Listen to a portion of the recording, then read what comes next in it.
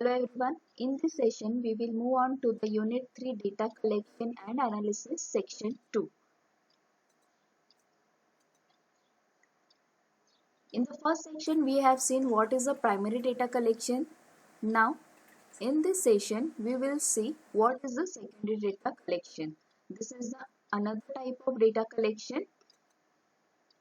Now, we have seen what are the methods of collection. First is the primary, second is the secondary. Secondary data collection, sometimes information is used for planning, monitoring or evaluation that has previously been collected by other people or organization for their own purposes. This is known as secondary data. As the name suggests, it is a secondary form of data. Means what? Some of the employees have been already collected the data stored in somewhere, and then the second person will refer the same collected data. So this is the second form. You are viewing the data after it is collected by someone else. So secondary data are the data that are taken from research works already done by somebody and used for the purpose of the research data collection. Now, if the data is collected by someone else and that data you are taking for the analysis purpose ready-madely, then that form of data is known as secondary data collection. Again, secondary data collection is a data collected by someone other than the user. Someone other than the user means the one who is going to research by collecting the data of someone else's data. Then what are the sources of secondary data? From where do the secondary data comes? There are many potential sources of secondary data. Secondary data can be used at any stage of a project or program cycle. Secondary data can be used at any stage of the research design. Whenever it is required, you can refer the secondary data. It can be internal, it can be external. So secondary data comes from internal source, it can come from external source. Now let's see what are the internal sources of secondary data. Internal sources means it comes within an organization. So organization comprises of different departments, like the sales report comes from the sales department, financial statements can come from financial department, customer details can come from the customer relationship management department or the HR department, company information, reports and feedbacks from dealer, retailer and distributors, management information system. So this all data incorporated within one organization. So those data you can refer it. So it is known as internal source of secondary data. Sales report, which employee of sales has been taken out all the reports and you the researcher only going to analyze that report. So this form you are viewing the data is known as secondary type of data.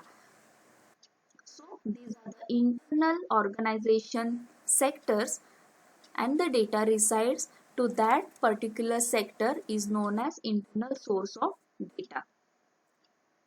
Let's move on to the external sources of secondary data. This is beyond or outside the organization, like government census data, population census, agriculture census.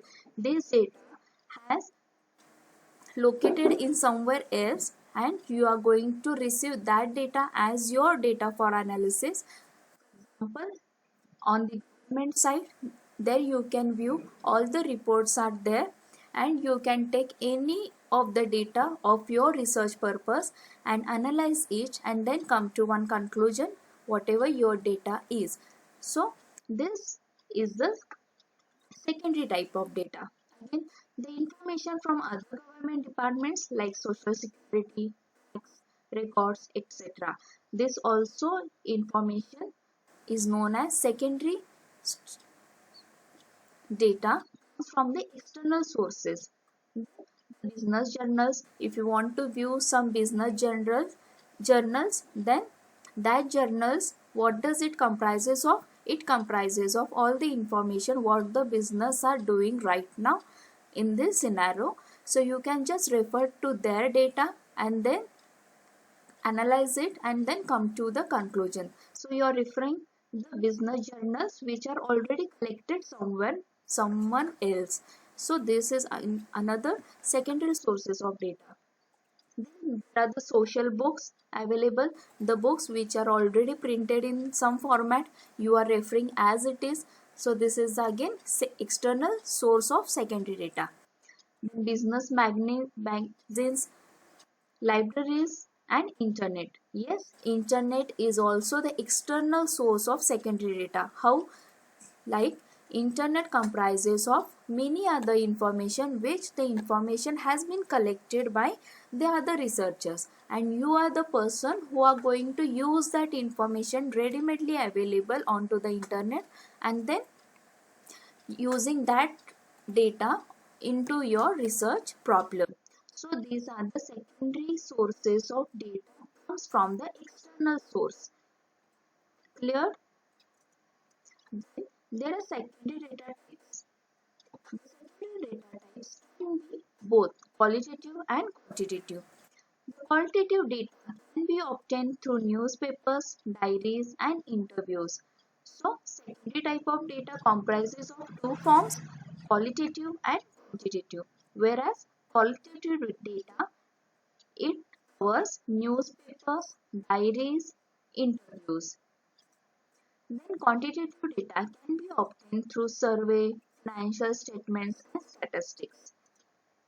The one which can be measurable is known as quantitative. The one which can be used for recording the psychological aspects or behavioral aspects are known as the qualitative data. We have seen it before. Again, what are the types of advantage? What are the advantages of secondary data?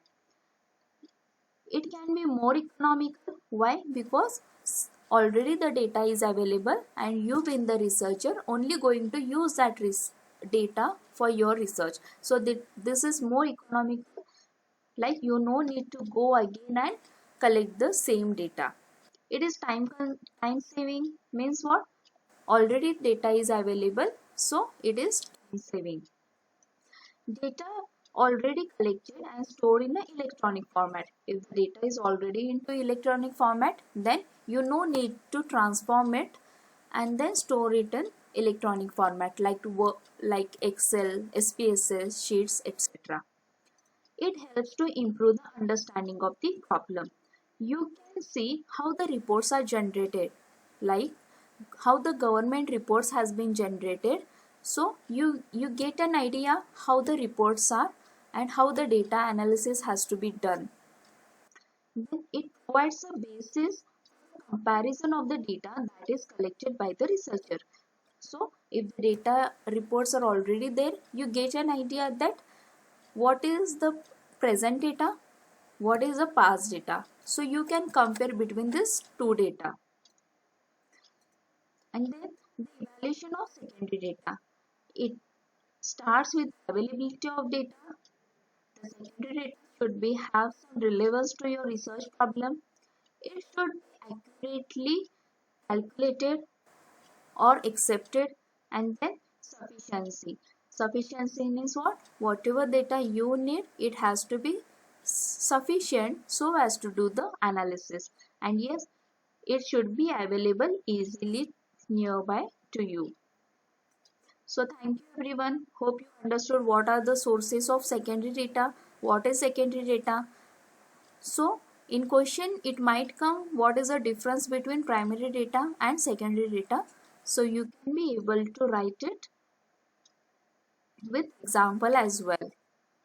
So thank you so much. Enjoy family time. Stay home, stay safe. Thank you.